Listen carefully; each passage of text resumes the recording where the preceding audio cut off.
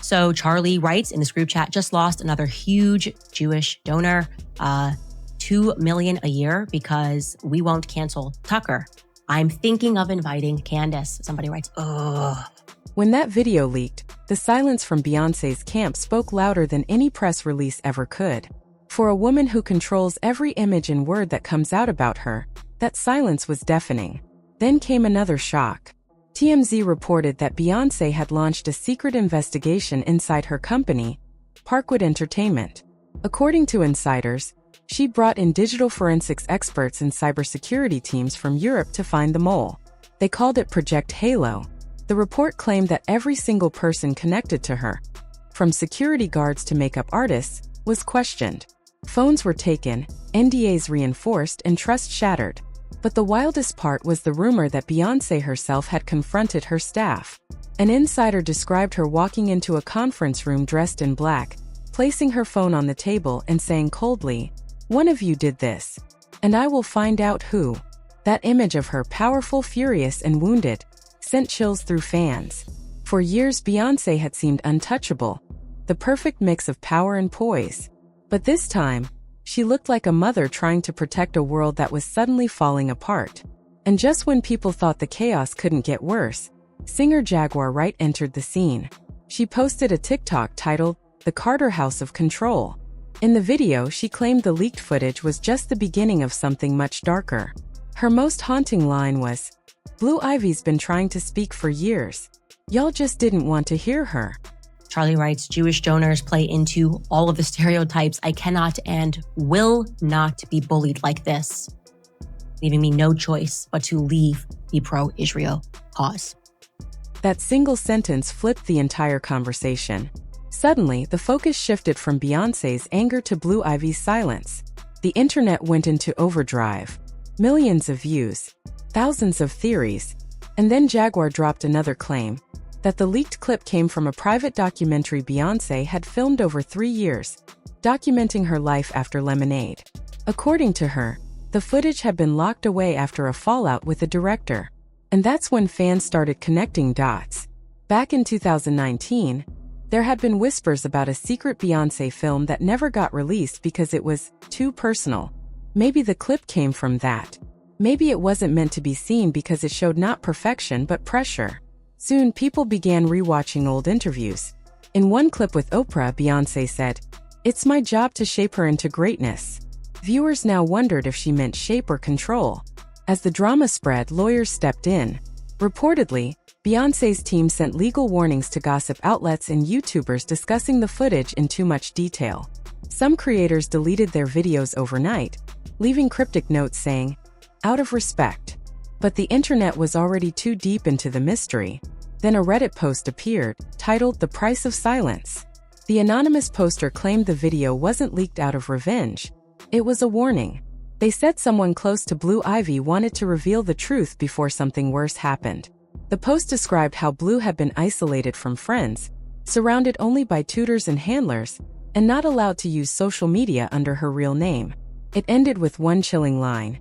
"If this video didn't leak, she'd never be free."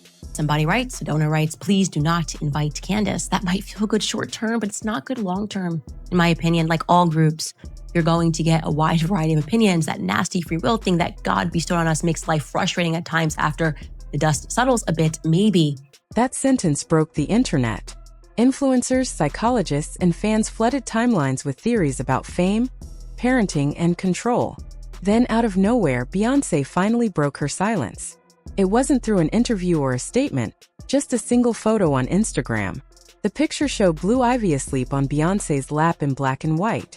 No caption, no hashtags, just that quiet moment. Half the world saw it as a mother's love. The other half called it emotional damage control. But soon, sharp-eyed fans noticed the photo wasn't new. It was from 2018 during the On the Run 2 tour. That realization shattered any illusion of authenticity. People started asking, why use an old picture? Was it an attempt to connect, or to control the story again? Suddenly, even her image of perfect motherhood seemed like a performance. Weeks later, things took another dark turn. An anonymous SoundCloud account posted a 14-minute voice recording from someone claiming to have worked on the secret documentary. The speaker said, "We weren't filming a performance. We were documenting a breakdown." They described nights when Blue was told to repeat lines until her voice cracked, while Beyoncé watched, terrified of imperfection. The leaker said Beyoncé cried after every session, not as a villain, but as a woman trapped inside the image she'd built. That confession changed everything. The world stopped seeing her only as controlling. Now, people began to wonder if she was also suffering under the same pressure she placed on herself. Still, the internet isn't kind to vulnerability. Memes appeared. Late-night hosts joked. Hashtags like #FreeBlueIvy and #BayBreakdown trended for days. Again, this is 48 hours before Charlie Kirk was assassinated. He was very clear and he was very explicit, and he did not back down, not in that Hamptons meeting, which they're all lying about, nor in this text thread. I'm not going to reveal the names of the other 7. Actually, you know what? I disagree with myself 4 seconds ago. Let's just throw in Josh Hammer for funsies. He's on this chat, okay? Then came another shock. The New York Times quietly published a short statement from Parkwood Entertainment. A private family video was stolen and distributed without consent. Legal action is underway. There was no denial, no outrage, which confirmed the footage was real. Panic turned into obsession. Hackers claimed to be searching for more footage. Fake clips surfaced. Through it all, Blue Ivy vanished completely. No school photos, no paparazzi shots, nothing. It was as if she'd been erased from public life. Eventually, guilt began to spread. Influencers who had profited from the leak started apologizing. One TikToker posted tearfully, "We wanted the truth, but maybe we broke her instead." 2 weeks later, new encrypted files appeared in anonymous emails to journalists. The fragments were silent, blurry clips showing Blue playing piano, Beyoncé staring into a mirror, and a clapperboard reading Take 37. Fans were haunted. How many takes until perfection? How many until exhaustion? Even mainstream outlets began calling it the Blue Ivy incident. Experts talked about the cost of legacy and fame. One industry insider told Rolling Stone, "Hollywood raises its kids like trophies. Beyoncé just got caught on camera doing what others hide better." Then, out of nowhere, a song appeared on Tidal. No promo, no credits. It was called Mirror Child. The soft piano and emotional lyrics hit hard. "The crown is heavy on your head. I made it shine, but it's made of lead." The song vanished after 24 hours, but fans had already saved it. Some said it was AI. Others swore it was real. After that, everything went silent again. Beyoncé stopped posting. Blue Ivy wasn't seen in public. Even Jay-Z disappeared from events. It felt like the entire Carter family had vanished. Then came one last shock.